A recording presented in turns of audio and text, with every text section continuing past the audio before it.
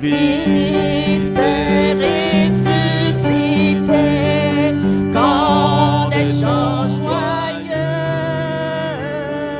son triomphe en tout lieu, soit exalté. À toi la gloire et l'honneur, ô Sauveur, ô puissant Rédempteur, du sépulcre tu sortis vainqueur, prince de vie et prince de paix. Gloire à toi, gloire à toi, gloire à toi, gloire à jamais. Christ est ressuscité, cherchons-lui toujours. Ô peuple racheté, force et secours. À toi la gloire et l'honneur, ô Sauveur, ô puissant Rédempteur, du sépulcre tu sortis vainqueur, prince de vie et prince de paix. Gloire à toi, gloire à toi, gloire à toi, gloire à jamais. Christ est ressuscité, par lui nous vivrons, et dans l'éternité nous régnerons. À toi la gloire et l'honneur, ô Sauveur, ô puissant Rédempteur, du sépulcre tu sortis vainqueur, prince de vie et prince de paix. Gloire à toi, gloire à toi, gloire à toi, gloire à jamais.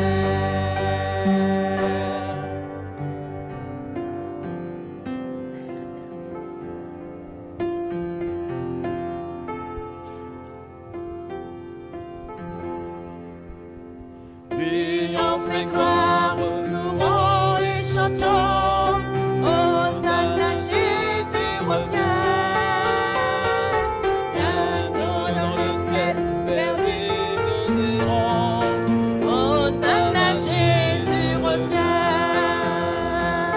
Peuple de Dieu, chante joyeux, Hosanna, Jésus revient.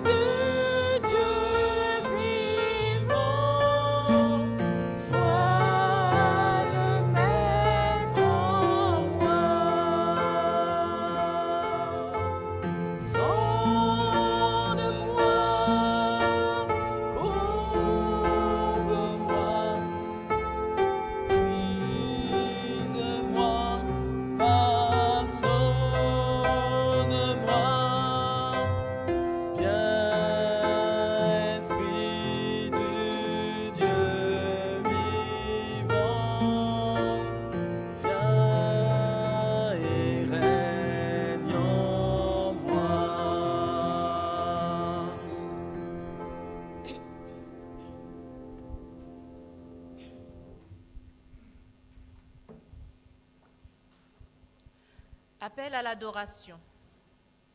Louez l'Éternel. Louez le nom de l'Éternel. Louez-le, serviteur de l'Éternel.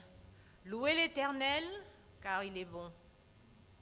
Chantez à son nom, car il est favorable. Amen.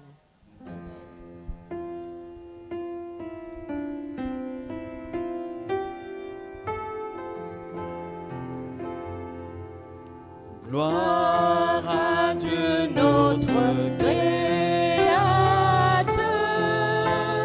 gloire à Christ notre Rédempteur, gloire à l'Esprit consolateur, louange et gloire au Dieu sauveur. Que notre être tout entier, corps et esprit, soit consacré à Dieu notre Créateur, à Jésus-Christ notre Rédempteur et au Saint-Esprit notre Consolateur. Amen. Amen.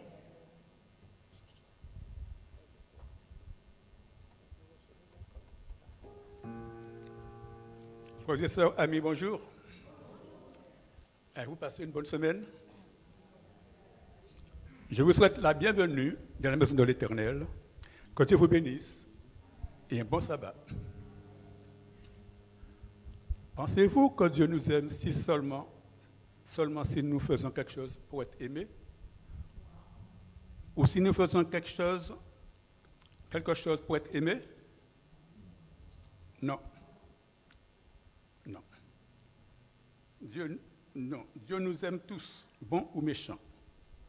Si les hommes s'en sont éloignés de Dieu, cela ne veut pas dire que Dieu ne les aime pas. Dieu a horreur du péché, mais non de sa création. Sous ces mots, on va chanter je vous invite à chanter au numéro 19, au rocher de Jacob, sous la direction des animateurs.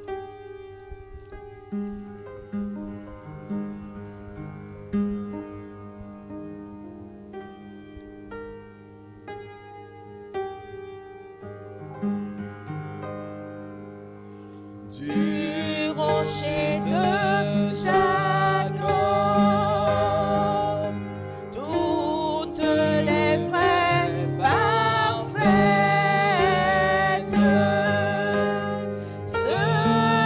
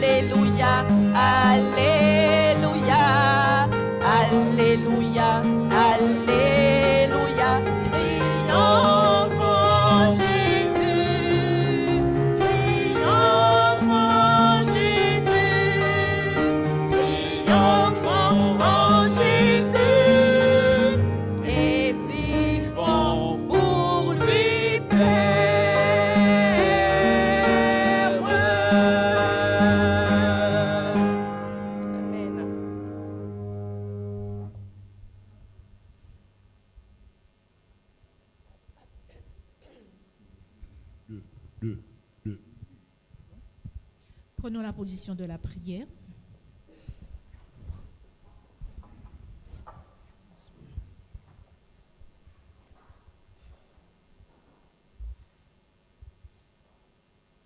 Notre Père qui est dans les cieux, nous voici réunis devant ta face. Et nous voulons te dire merci pour cette semaine écoulée, cette semaine où tu nous as gardés, tu nous as nourris, tu nous as protégés, tu nous as fortifiés, tu nous as dirigés et nous t'en sommes reconnaissants. Particulièrement reconnaissants d'avoir la vie et d'être ici en ce matin devant toi. En ce jour de sabbat, Père, nous venons déposer toutes choses entre tes mains, nos soucis, mais aussi nos caractères, nos imperfections, nos murmures, nos critiques, tout, Seigneur, afin que nous puissions ressortir de cette enceinte une nouvelle créature, avoir des autres pensées, mais avoir la pensée tournée vers toi. Merci pour ta grâce envers nous, merci pour ton amour envers nous, et merci pour les mérites de ton Fils Jésus-Christ sur chacun. Merci pour ce jour mis à part pour chacun de nous. Et merci Seigneur pour l'humanité entière. Tu donnes à chacun de pouvoir venir à tes pieds, de te choisir. Merci pour ton Esprit Saint. À cet instant devant toi, nous voulons aussi apporter nos dîmes et nos offrandes. Nous te remercions de les bénir, de bénir la part qui reste à la maison et que donne-nous de pouvoir l'utiliser à bon escient, au partage avec les autres. Merci aussi, Seigneur, pour ceux qui sont sur le Zoom, qui ne peuvent être là. Nous te les confions. Te confions aussi, Seigneur, leurs souffrances et te remercions de les guérir selon ta volonté, de les soulager aussi. Merci pour de bénir les dîmes et les offrandes que nous t'apportons, car c'est par ta grâce que nous pouvons faire ce geste. Merci, Père, pour ton amour envers nous. Et merci de disposer nos cœurs à l'enseignement que tu nous donnes en ce matin. Que cet enseignement puisse nous permettre de l'utiliser pour ceux qui sont autour de nous et que nous puissions la partager. Rends spécialement nos cœurs fertilisés afin qu'ils puissent fleurir et que ce qui fleurira sera une bonne odeur pour toi, Père, mais aussi, Seigneur, pour attirer ceux qui sont autour de nous. Que ton nom soit béni, que ton nom soit exalté, glorifié. Nous te prions au nom de Jésus et pour ta gloire. Amen.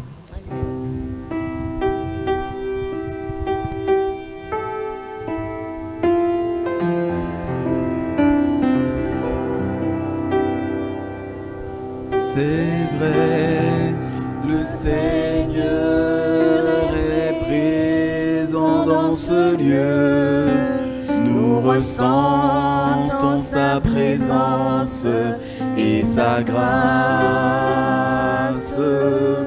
Joignons-nous au cœur des anges, au pied du Dieu des cieux. C'est vrai, le Seigneur est présent dans ce lieu.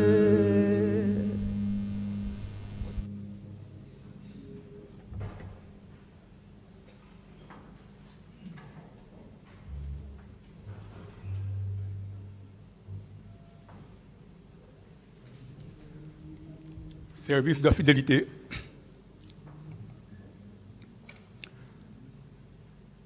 Donnez, il vous sera donné. On versera dans votre sein une bonne mesure, serrée, secouée et qui déborde. Car on vous mesurera avec la mesure dont vous vous serez servi. Tiré du livre de Luc 6,38.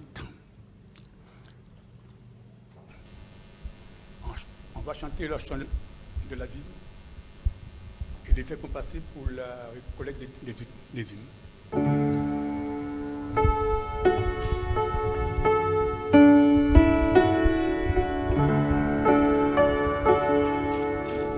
Dans la vigne du Seigneur, va, vois la tâche est grande.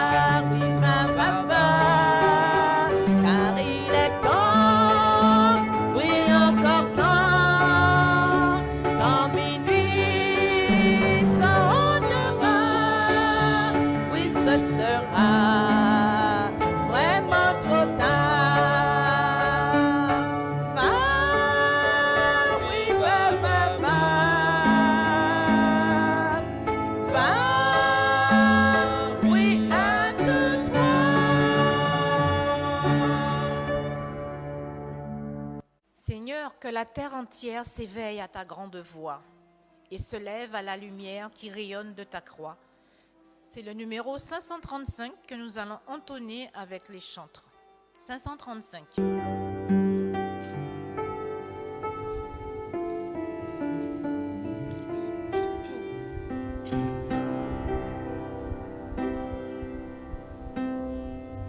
Seigneur, que la terre entière s'éveille à ta grande voix et se lève à la lumière qui rayonne de ta croix, qui rayonne de ta croix. Après la nuit vient l'aurore, voici l'heure du réveil. Que tout homme divin soleil de contempler t'adore. Après la nuit vient l'aurore, voici l'heure du réveil. Que tout homme divin soleil te contemple et t'adore. On s'enlève notre crime et dissipe nos maux. En mourant cette victime, tu fais renaître les morts. Tu fais renaître les morts. Après la nuit vient l'aurore, voici l'heure du réveil. Que tout homme divin soleil te contemple et t'adore. Après la nuit vient l'aurore, voici l'heure du réveil. Que tout homme divin soleil te contemple et t'adore. Arrache à l'enfer sa croix, tout puissant ressuscité. C'est ma peine, mais la joie sur ce monde dévasté, sur ce monde dévasté. Après la nuit vient l'aurore, voici l'heure du réveil. Que tout homme divin soleil te contemple et t'adore. Après la nuit vient l'aurore, voici l'heure du réveil. Que tout homme divin soleil te contemple et t'adore. 5.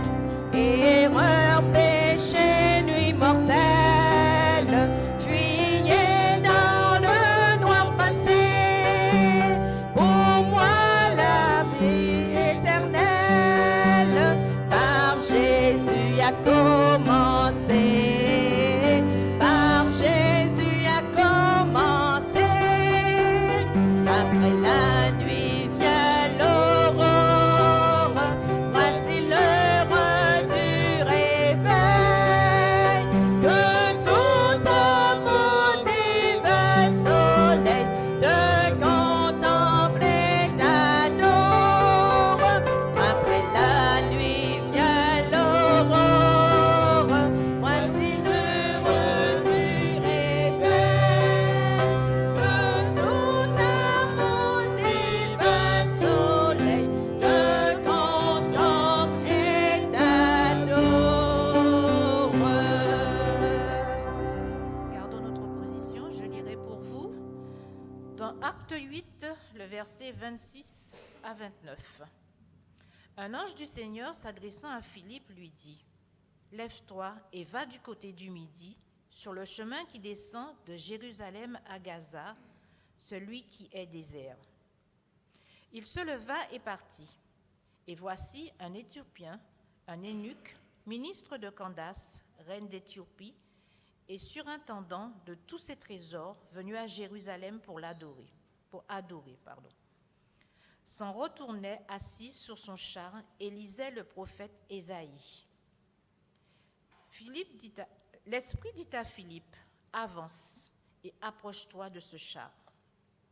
Que l'influence de la parole de Dieu puisse nous faire du bien. Amen. Je vous laisserai donc avec... Vous pouvez vous asseoir. Je vous laisse avec Sandro qui va nous emmener à la réflexion.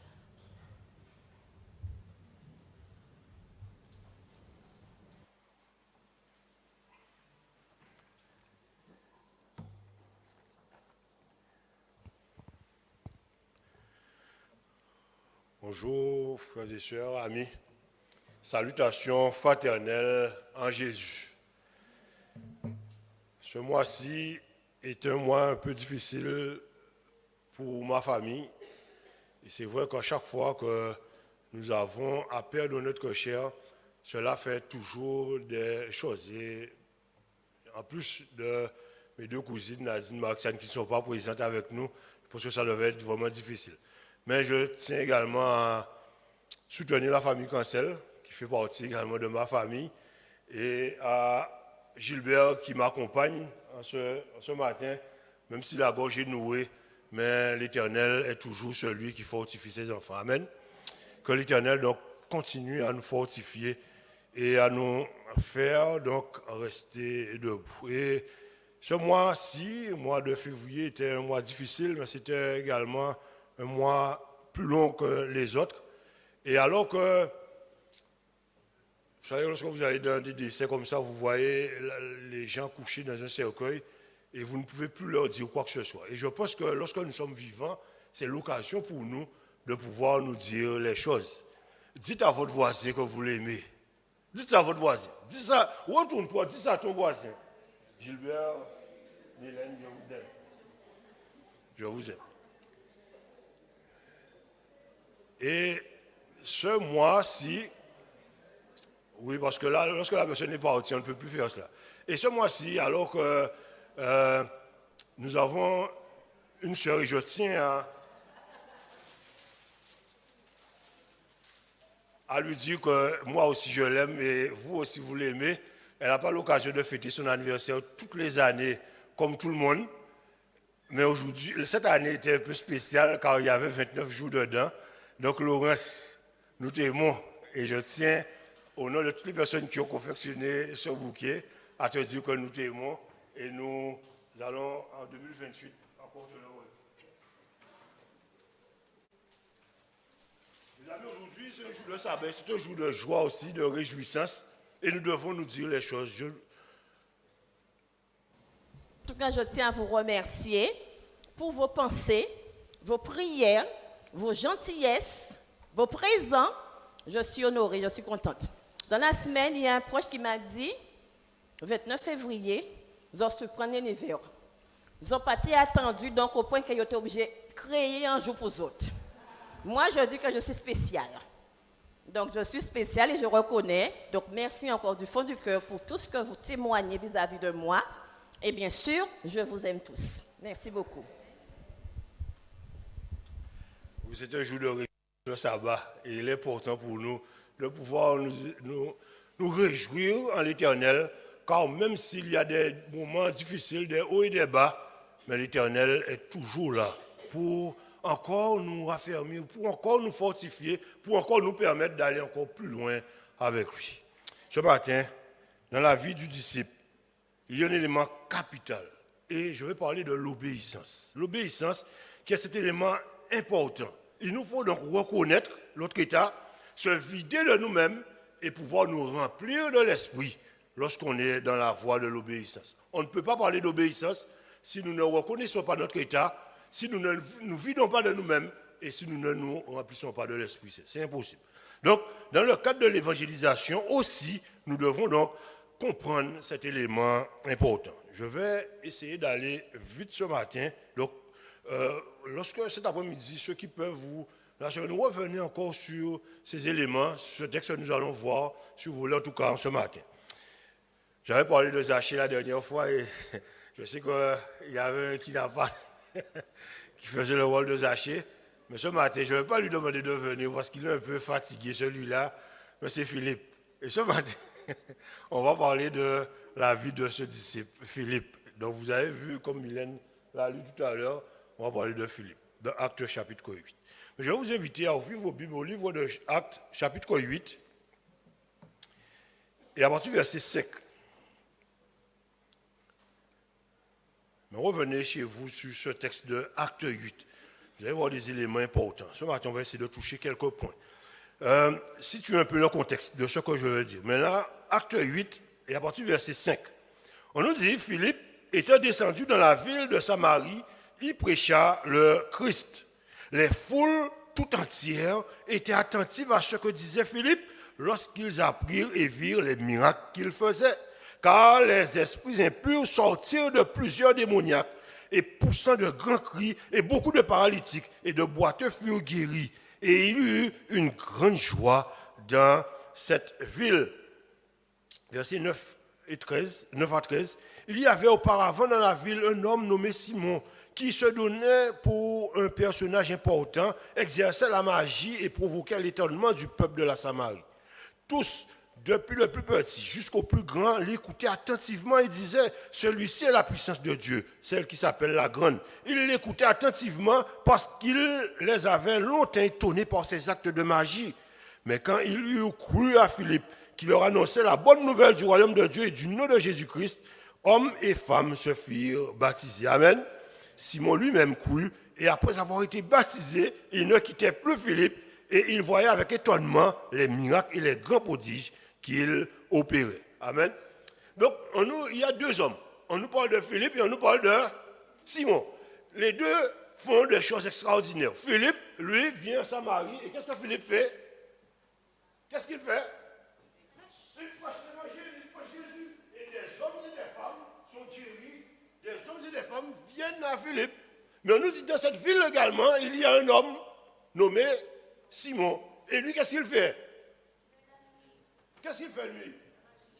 Il fait de bonnes choses aussi, et il fait la magie. Et beaucoup d'hommes voyaient les miracles que Simon également faisait. Et qu'est-ce qu'ils font? Lorsqu'on a deux personnes comme ça, qu'est-ce qu'on fait? On va prendre celui qui quoi? Qui est le meilleur, celui qui attire plus de foule. Mais mes amis, qu'est-ce qui se passe pour Simon? Qu'est-ce qui se passe pour Simon? Simon, qu'est-ce qu'il fait? Simon suit qui? Philippe, parce que Simon également comprend que ce qu'il est en train de faire là n'est pas bien. Et alors qu'il attire des foules, mais Simon, lui, vient à Philippe et Simon se convertit également à l'évangile. Verset 14, on nous dit, merci. Les apôtres qui étaient à Jérusalem ayant appris que la Samarie avait reçu la parole de Dieu, ils envoyèrent Pierre et Jean. Donc ils vont envoyer Pierre et Jean là. Et l'évangile, donc rappelez-vous, on vient dans Acte 1, verset 8, on dit que l'évangile doit sortir d'où? Jérusalem, Judée, Samarie et jusqu'aux extrémités de la terre. Donc c'est ce qu'on nous a dit. Lorsque vous recevrez le Saint-Esprit, vous serez mes témoins à Jérusalem, Judée, Samarie et jusqu'aux extrémités de la terre. Donc là, on nous dit donc, Philippe était à Samarie. Et si on va plus loin, jusqu'en Guadeloupe et jusque dans les impasses de Morgaya. Amen.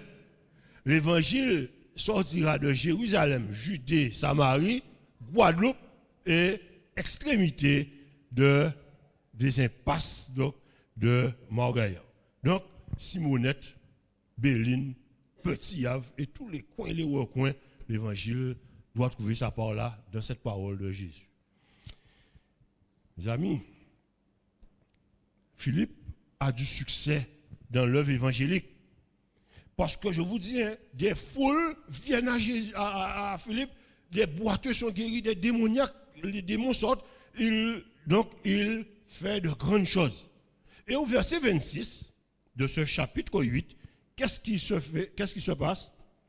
Au chapitre 26, un ange du Seigneur s'adressant à Philippe lui dit, lève-toi et va du côté du midi sur le chemin qui descend de Jérusalem à Gaza, celui qui est désert.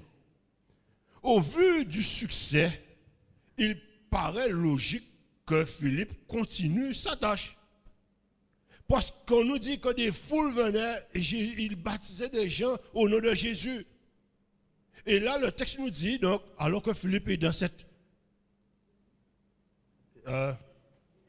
grande dynamique d'évangélisation, et qui est une chose vraiment merveilleuse, mais l'Esprit dit à Philippe, lève-toi et va donc dans le chemin désert. Mais vous imaginez, Philippe aurait pu dire, mais j'ai commencé quelque chose de bien. Je suis en train de prêcher aux Samaritains. Et d'ailleurs, il y a beaucoup qui viennent. Je ne peux pas laisser ce que je suis en train de faire. Mais Philippe ne pose aucune question non plus. Pourquoi je dois aller là? Et il ne demande non plus qu'est-ce qu'il va faire là. Qu'est-ce que Philippe fait? Cela défie également, mes amis, vraiment toute logique organisationnelle.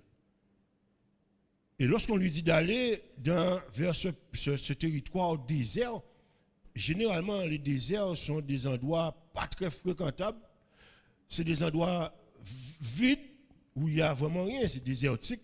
Généralement, il y a des scorpions, il y a des bêtes, du sable, il y a beaucoup de vent généralement. Donc, c'est pas un endroit agréable. Et Philippe, alors qu'il est dans cette grande dynamique d'évangélisation, un ange du Seigneur lui dit, laisse ce que tu es en train de faire et va vers le désert, va vers Gaza. Je vous dis, ça défie toute logique organisationnelle. Pourquoi? Nous sommes des hommes tellement parfois organisés, méticuleux dans ce que nous faisons, que nous ne laissons parfois pas l'esprit également mettre une place dans cela. Mais mes amis, il y a un danger de ne pas être organisé, parce qu'il faut être organisé. Mais il y a un danger également d'être tellement organisé que de ne pas laisser le Saint-Esprit encore rentrer dans notre organisation.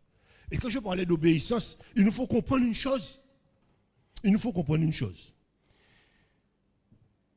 Et je vous parlais tout à l'heure de l'obéissance qui est de reconnaître son état, se vider et se remplir. Mais parfois nous sommes confrontés à cela, mes amis. Et parfois nous sommes dans notre petit cocon, dans nos actions, et parfois même de bonnes actions. Mais nous avons toujours des objections. Et généralement, lorsqu'on fait le point, et ça revient souvent, ce n'est pas seulement ici, mais c'est partout. Oui, nous sommes fatigués, oui, nous avons une semaine dure, oui, nous avons nos problèmes, oui, nous avons des douleurs, oui, nous avons toutes sortes d'objections. Mais Philippe, lui, il a reçu un appel de l'ange de Dieu. Philippe reçoit cet appel. Et laissez-moi vous dire encore, lorsque Dieu te mandate pour une mission, Dieu t'appelle personnellement. Et si Dieu envoie quelqu'un te donner une mission, Dieu doit te donner cette mission-là, c'est à toi. Et il nous faut être sûr de ça, comprendre cela, mes amis. Quand Dieu te donne une mission, Dieu te parle personnellement. Parce que c'est un Dieu personnel. Et lorsque quelqu'un d'autre va venir te dire oui, c'est cela, tu peux te dire oui, c'est ça parce que l'Éternel t'a déjà parlé. L'Éternel ne peut pas parler à travers quelqu'un sans te parler à toi parce qu'il est Dieu.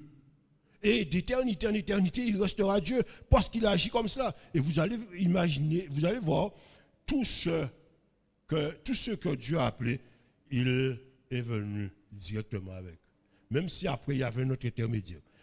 Pourquoi? Parce que Jésus t'aime et Jésus a une mission spéciale pour toi.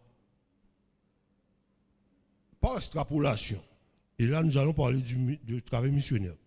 Dieu appelle tous à être ses disciples. Et l'appel, lorsque Dieu donc, nous appelle, et Sionek disait tout à l'heure que c'était le plus beau jour lorsque on a reçu l'appel de Dieu, mais lorsque Dieu t'appelle, Dieu à venir à lui, Dieu te mandate également lorsqu'il t'appelle. Et il n'y a personne qui ne soit venu et qui soit un disciple de Dieu que Dieu ne lui ait pas donné une mission spéciale. Ça, c'est impossible. Et donc, on n'a pas d'excuse. Dieu lui dit donc, va prendre la direction du sud, vers Jérusalem, vers Gaza, celle qui est déserte. Et on nous dit entre Jérusalem et donc la Samarie, il y a à peu près 200 kilomètres. Donc vous imaginez, cet homme, on ne lui dit pas pourquoi il doit aller là. Et lui ne demande pas non plus pourquoi il doit s'y rendre. Quand l'Esprit de Dieu demeure en toi, tu obéis sans injonction. Car lui, cet esprit, te fortifie, te guide, t'instruit et te donne du succès dans tout ce que tu entreprendras. Amen. Quand Dieu t'appelle, Dieu te fortifie, il te guide, il te donne tous les éléments pour que là où il t'a envoyé, que tu reçoives le succès dans tout ce que tu veux entreprendre. Amen. Notre Dieu est vraiment un Dieu formidable, mes amis. Donc lorsqu'il t'appelle et qu'il t'envoie, c'est qu'il sait avant tout pourquoi il fait cela. Il vise ta formation à toi, mais il vise également le bienfait pour l'autre qui va recevoir ce qu'il t'a donné. Et nous allons venir sur quelque chose tout à l'heure. Versets 27 et 28. Qu'est-ce qui se passe? Verset 27. Il se leva et partit, Philippe, et voici un Éthiopien, un eunuque, ministre de Candace, reine d'Éthiopie et surintendant de tous ses trésors, venu à Jérusalem pour adorer, s'en retournait, assis sur son char, et lisait le prophète Ésaïe. Immédiatement donc, Philippe va se mettre en route. Philippe va aller de l'avant. Et lorsque le disciple de Jésus reçoit l'appel, il ne peut pas rester assis. Il doit se mettre en route. Il doit aller de l'avant.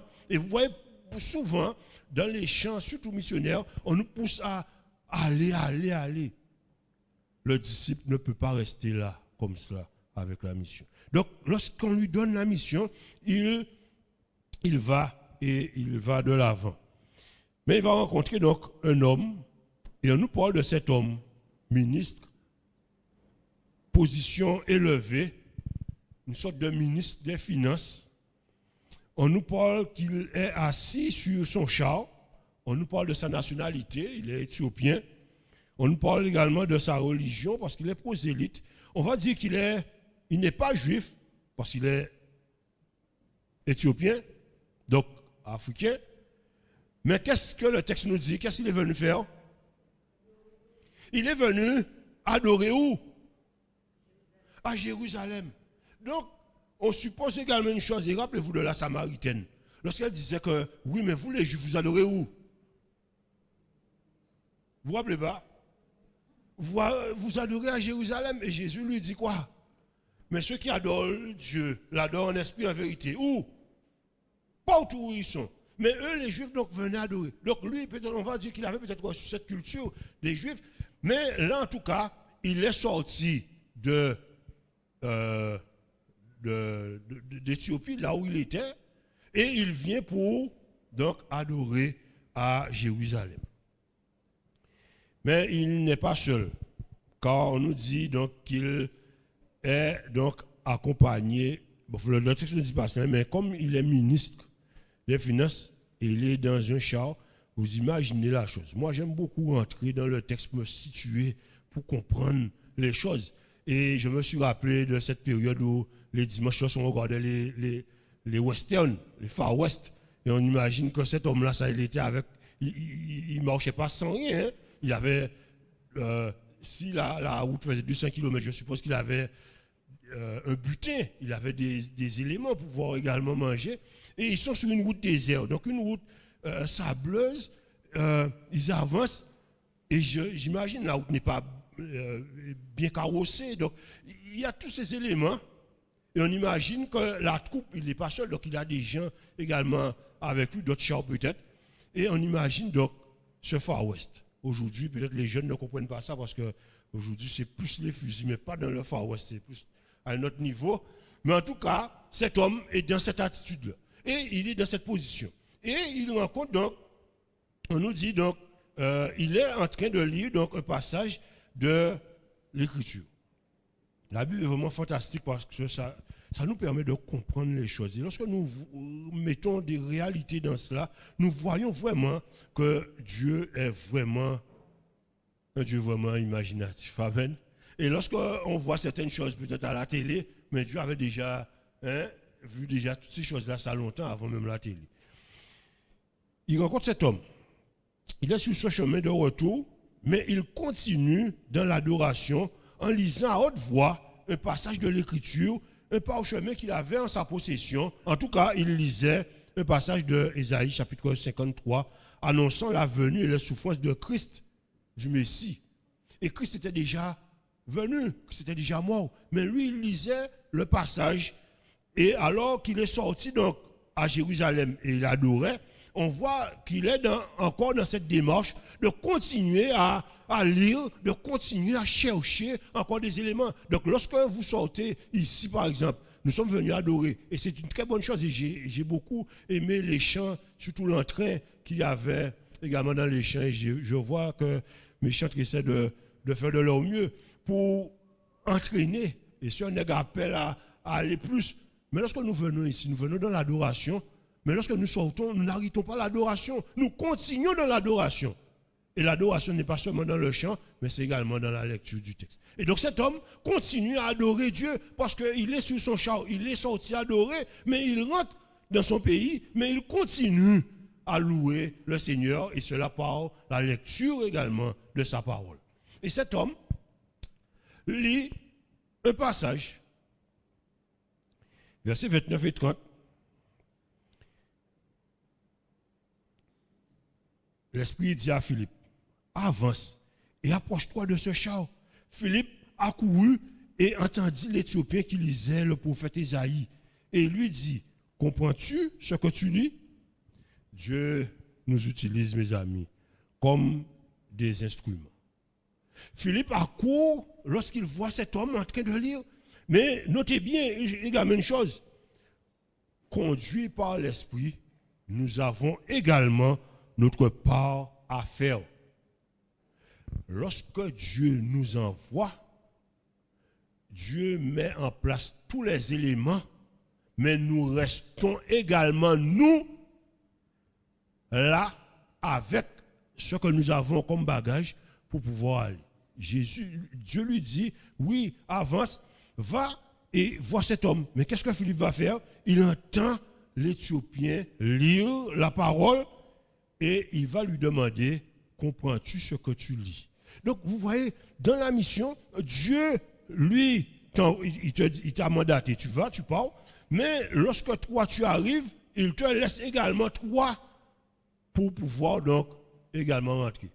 Dieu aurait pu faire autrement, mais il laisse Philippe, il dit à Philippe à court. Philippe marche près du char, et tout de suite, Philippe entend l'homme parler. Lorsqu'on est conduit par l'Esprit, on est vidé de soi-même, l'Esprit nous parle et on arrive également à, j'ai entendu tout à l'heure, tu dit qu'il disait le langage, on devait imiter le langage de Jésus. Oui, Jésus, qu'est-ce qu'il va faire? Philippe arrive et Philippe tout de suite a cette vision, cet éclaircissement tout de suite de demander. Donc la part de Philippe, c'est celle-ci, de demander à l'homme, mais est-ce que tu comprends ce que tu lis? Et qu'est-ce que l'homme dit? Mais comment pourrais-je comprendre si quelqu'un ne me l'explique? Philippe fait la conversation donc avec cet homme, mais vous voyez une chose, et qui est importante, c'est que Dieu a déjà disposé le cœur de l'Éthiopien. Donc lorsque Philippe arrive et entame la conversation, Dieu a déjà disposé le cœur de cet homme. Et quand il demande à Philippe, mais comment je peux comprendre ce que je lis si quelqu'un ne m'explique ce que je suis en train de lire? Philippe, qu'est-ce qu'il fait à ce moment-là? Qu'est-ce qu'il fait à ce moment-là, Philippe? Il lui dit, eh bien, il n'y a pas de problème. Et Philippe lui a expliqué tout de suite qu'est-ce que l'homme fait. Verset 31. Verset 31. Comment le pourrais-je si quelqu'un ne me guide? Qu'est-ce qu'il fait? Verset B, la deuxième partie du verset. Il invite Philippe à monter, à s'asseoir avec lui. Hein, Philippe, c'est dommage que tu ne peux pas sauter, mais c'est ce que j'allais t'utiliser ce matin. Il va inviter Philippe à monter dans le char. Et vous voyez, la dernière fois avec Zachée, il disait, Zachée, il faut que je demeure chez toi. Mais là, nous voyons également que Philippe est invité à monter dans le char de l'Éthiopie. Et là, ils sont donc tout près. La relation est proche. Là, ils sont vraiment assis l'un à côté de l'autre. Et également, cette notion est un élément fondamental. Le pouvoir donc de la proximité. Et vous comprenez que là, Dieu nous appelle également à utiliser cet élément. Le cœur de cet eunuque est déjà disposé. Lorsque nous partons et que Dieu nous envoie, mes amis, Dieu ne nous envoie pas à l'aveuglette. Et même si, pour nous, la foule ne nous reçoit pas, une âme a besoin de nous. Et Philippe, lorsqu'il rentre dans cette démarche avec Dieu, comprend une chose. Dieu défie toute logique humaine car il est Dieu. Dieu a un plan parce qu'il est Dieu. Et vous comprenez, alors que Philippe était dans cette mouvance, était dans cette campagne d'évangélisation et qu'il faisait de grandes choses en Samarie, la logique de Dieu, alors que la foule, il parlait à une foule, hein, mais Dieu avait un message spécial pour une autre foule. Dans l'organisation, nous puissions dire oui, mais c'est sûr que la volonté de Dieu, et c'est ça, c'était bien, mais la volonté de Dieu, mais comme Dieu a un plan et que Dieu sait, avant même de commencer quelque chose, comment il va la terminer, tu dis, donc on peut se dire que comme Dieu connaît les choses et que Dieu a un plan, Dieu sait qu'est-ce qu'il va faire. Et Dieu sait, donc en envoyant Philippe pour parler à cet homme, qu'est-ce que Dieu avait en vue? Qu'est-ce que Dieu avait en vue, mes amis? Qu'est-ce que Dieu avait en vue? Que cet homme connaisse. Le connaît? Oui, ça, mais ça, il connaissait déjà, il est venu adorer Dieu. Et c'est pour ça qu'il nous faut comprendre les choses, mes amis. Comment? Qu'en retournant chez lui, que lui aussi aille apporter la bonne nouvelle. Vous voyez, Dieu voulait faire en sorte que ces Africains deviennent des disciples également. Mais il va utiliser, donc, là tu es là dans cette organisation à Samarie, mais moi, il y a un homme là-bas. Et qu'est-ce qu'il va faire lui, cet homme-là? Il rentre chez lui. Et je veux que l'évangile soit à Judée, à Samarie, aux extrémités de la terre, parce qu'on a déjà quitté Jérusalem. Mais pour aller aux extrémités de la terre, il faut passer par l'Afrique. Et si c'est en Guadeloupe, et nous sommes tous descendants d'Afrique. Vous comprenez pourquoi aujourd'hui que l'évangile est là? Aussi. Dieu avait une mission. Et lorsque Dieu mandate Philippe, il dit à Philippe, dans cette organisation, oui c'est bon, parce que là, mais il dit à Philippe qu'il faut aller voir un homme. Cet homme-là va faire en sorte que l'évangile soit prêché en Afrique.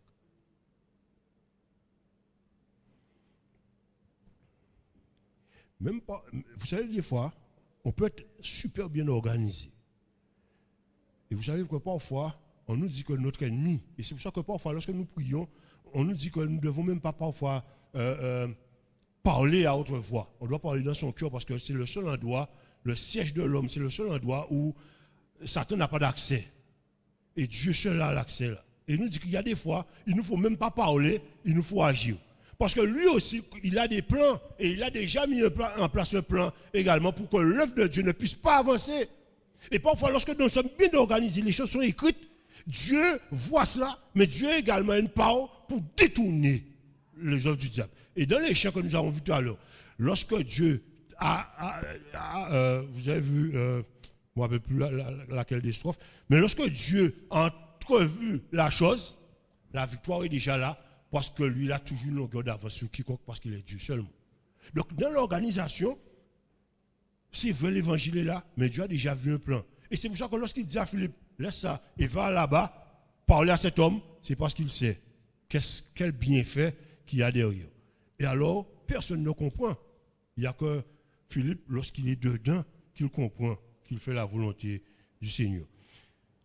L'évangile devait arriver en Afrique. Et Gaza était la porte vers l'Afrique. Et on nous dit que le parcours, Gaza, c'était la porte donc, qui nous emmenait vers l'Afrique. Et quand il sortait de Jérusalem pour aller donc, vers Gaza, il allait donc se rendre après dans son territoire. Mes amis, lorsque nous allons sortir dans le champ missionnaire, le territoire de l'Église, son champ d'activité, c'est partout. Mais nous avons également un territoire de l'Église. Et il nous faut comprendre que ce territoire qui est imparti à l'Église doit être également visité. Ce territoire doit également être touché par l'évangile de Jésus. Mais lorsque nous allons, peut-être certains croient que c'est juste pour remettre une revue. Comme je le disais tout à l'heure pour les 10 minutes. Mais c'est plus profond que cela. C'est pour chercher à combler un besoin, le besoin de l'autre, et pour lui montrer également l'amour de Dieu envers lui. Et pour exemple, cette sortie missionnaire que nous avions un jour faite à Grand Camp, et on avait des petites revues de priorité, mais qui étaient petit format. Et il y avait 5 séries, Jésus t'aime. Et moi, c'est vrai que j'étais à la bonne école avec Sœur Cancel, avec Sœur le moine à l'époque où j'étais adjoint avec elle quand elle était directrice. Et on aimait les sorties missionnaires. Mais moi, quand j'ai emboîté le mouvement des jeunes, les mes auxiliaires, on sortait. Et donc on va à Grand Camp. Et on a avec nous c'était le responsable de l'époque, mais qui n'aimait pas du tout les sorties missionnaires. Elle me dit que ça, c'était pas son truc et elle n'aime pas ça. Mais comme elle est responsable, elle ne peut pas ne pas aller. Donc, elle nous dit, bon, on va aller. Donc, elle part et elle prend ses petites revues et elle va. Et elle arrive et elle sonne à une porte. On était à Grand Camp, donc elle va et elle sonne à une porte. Et lorsqu'elle sonne, elle dit, madame, je suis venu, bonjour, je suis adventiste 7e jour, je suis venu remettre des prospectus pour vous dire que... Et la dame a fermé la porte. Et vous imaginez quelqu'un qui n'aime pas faire le sortie. La première porte, la personne lui dit, la personne a fermé la porte sur elle. Vous imaginez son état. Et alors elle parle tout triste, et elle part, et la porte s'ouvre. Elle me dit, où est-ce que vous allez? Elle dit, ah, dame, vous avez fermé la porte. La dame me dit, mais non, il y a une chaînette. Donc j'ai fermé pour pouvoir fermer la chaînette. Et la dame me dit, mais pourquoi vous êtes venu? Elle dit, ah, Dieu vous aime et je suis venu vous remettre un prospectus. Et la dame lui dit, pourquoi vous me dites que Dieu m'aime? Elle dit, oui madame, et c'est ce qu'il y a sur le prospectus. La dame dit, venez un peu.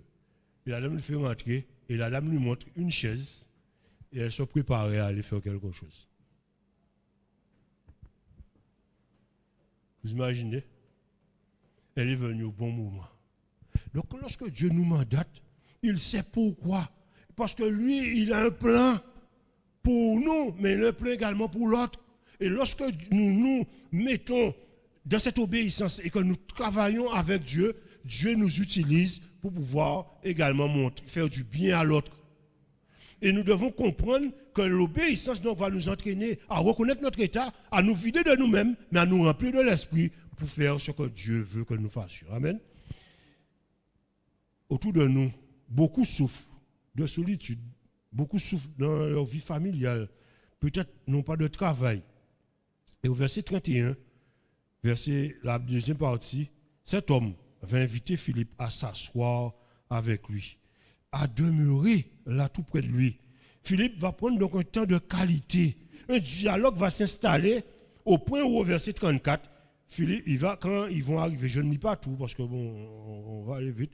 L'eunuque dit à Philippe, je te prie, de qui le prophète parle-t-il ainsi? Est-ce de lui-même ou de quelqu'un d'autre? Et Philippe, lui, va lui dire, oui, il parle de Jésus, et il va raconter, en fait, ce Jésus qui est venu, ce Jésus qui a donné sa vie, et ce Jésus qui veut que nous puissions vivre avec lui dans le ciel. Et alors qu'il dit ça à Philippe, Philippe lui dit ça, il dit à Philippe, oui, mais qu'est-ce que je dois faire? Et Philippe lui dit, mais il reste une seule chose à faire, si tu crois de tout ton cœur que Jésus est celui-ci, tu te fais baptiser. Et il dit, mais il y a de l'eau là, qu'est-ce qui empêche que je sois baptisé? Et aussitôt, Philippe baptise cet eunuque. Amen. Oh, vraiment, les choses sont vraiment merveilleuses. Prédication à la foule, mais là maintenant, à quelqu'un. Et ce quelqu'un va continuer la mission pour que l'évangile dépasse la frontière de Jérusalem. Pour aller jusqu'en Afrique du Nord, on nous dit.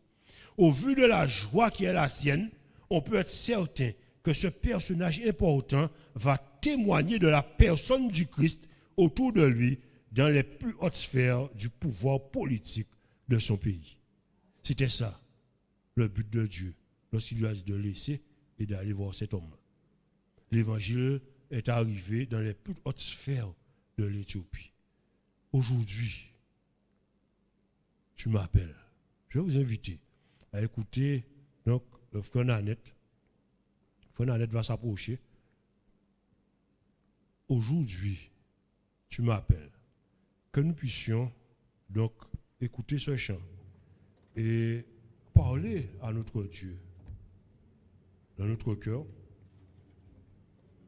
en écoutant ce chant.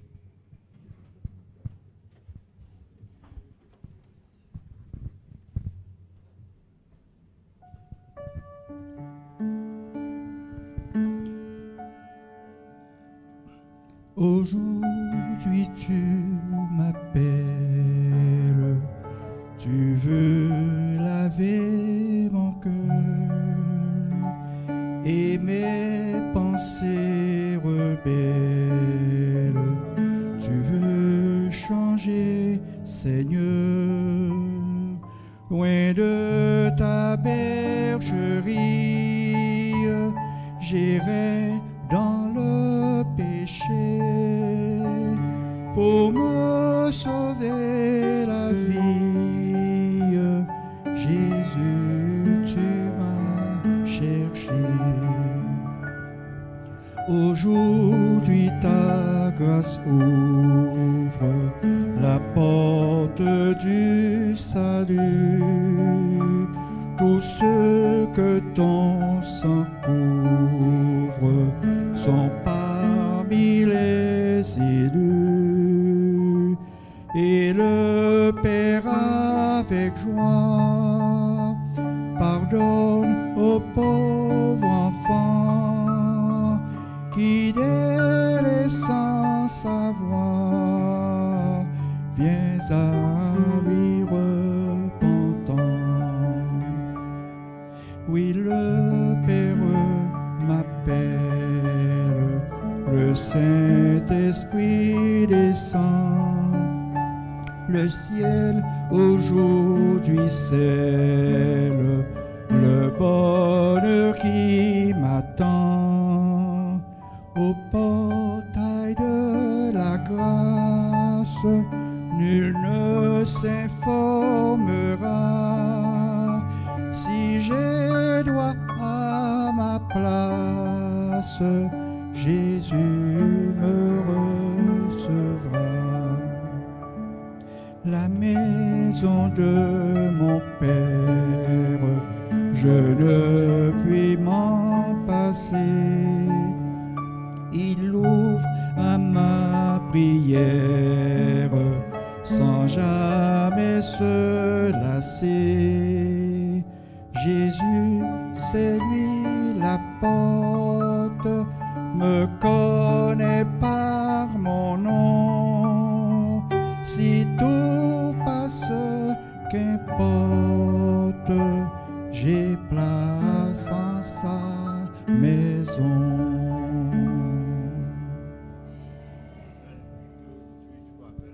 Merci, frère. Arrête. Philippe comprit que chaque âme est précieuse devant Dieu et les anges sont envoyés pour mettre en relation ceux qui sont en train de rechercher la lumière avec ceux qui peuvent les aider. L'évangile n'est pas donc un programme, mais un style de vie. Pardon si nous n'avons pas été comme le Seigneur voudrait, mais que nous puissions donc repartir en nouveauté de vie avec lui. Je vais vous inviter à constituer également, déjà, prier, constituer des binômes, chercher quelqu'un avec qui vous voulez, comme à l'école du sabbat où on prie avec quelqu'un, cherchez un binôme, quelqu'un avec qui vous allez sortir. Et lorsque nous allons venir pour inonder ce territoire, que nous puissions venir avec nos binômes déjà constitués. Que Dieu nous aide et que nous puissions avancer par la foi, car notre victoire est assurée en Jésus. Amen. Que Dieu nous vienne en aide. Bon sabbat à tous.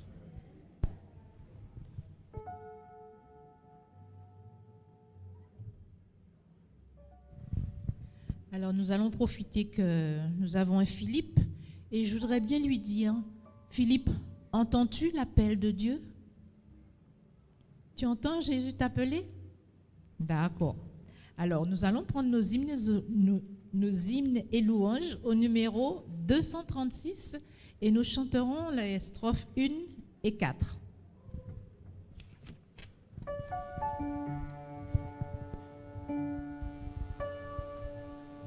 Nous chantons debout.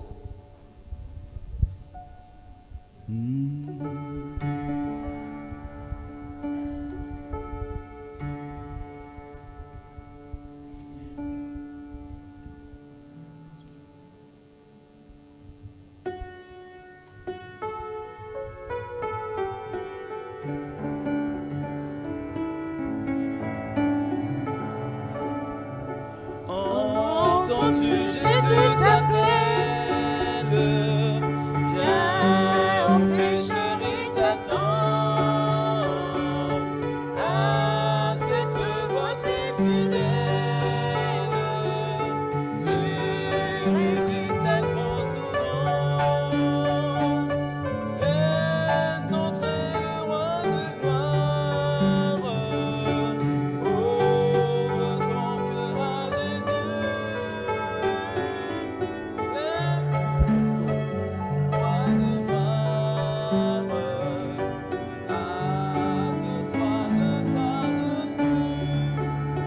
On va prendre un peu plus bas, s'il te plaît.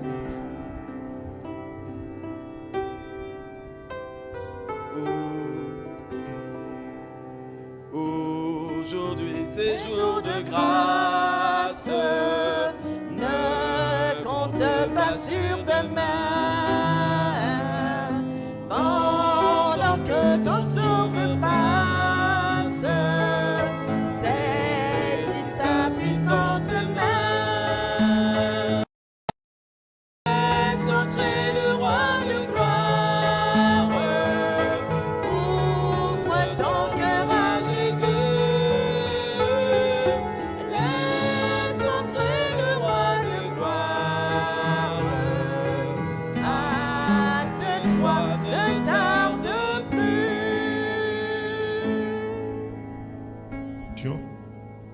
Seigneur Père éternel, nous te remercions infiniment pour cette grâce que tu nous as fait de pouvoir entendre ta parole. Que ton esprit puisse, Seigneur, encore nous mobiliser et que nous puissions nous laisser attirer par ton esprit.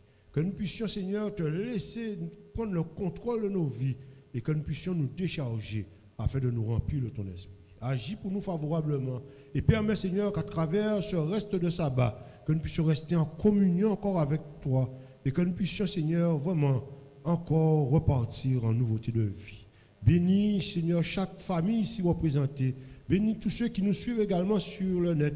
Et permets, Seigneur, que nous puissions rester agréables devant toi. Nous te prions de nous faire du bien, comme tu sais si bien le faire, au nom de Jésus.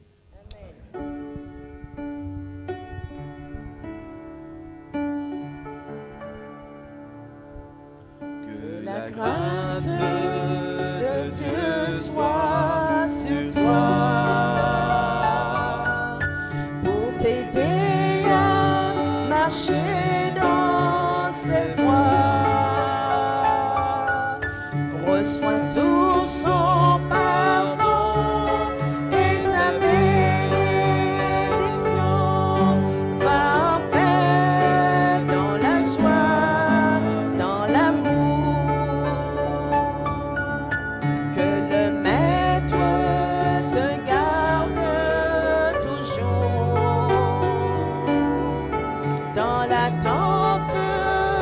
son grand retour. Mets ta main dans sa main tout le long du chemin. Va en paix dans la joie, dans l'amour. Mets ta main dans sa main tout le long du chemin. Va en paix dans la joie, dans l'amour.